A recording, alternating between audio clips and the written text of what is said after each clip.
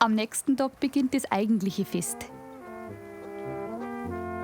Gegen Mittag füllt sich der Markt Au immer mehr mit Musizierenden und Musikbegeisterten.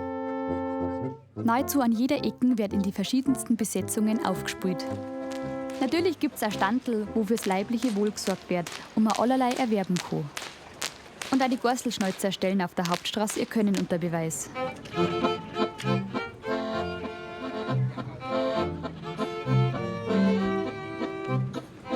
Und dann treffe ich nur zufällig den Patrick alias Seppi von der Wolnzacher Tanzelmusi mit seiner Familie. Sie nennen sich die Schwammerlmusi.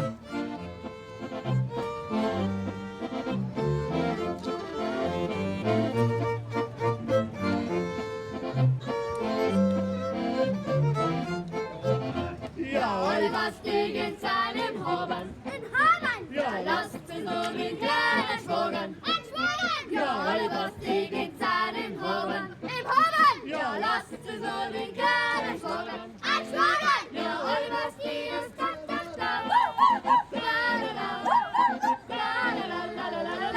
Ja, was die ist da, da, da.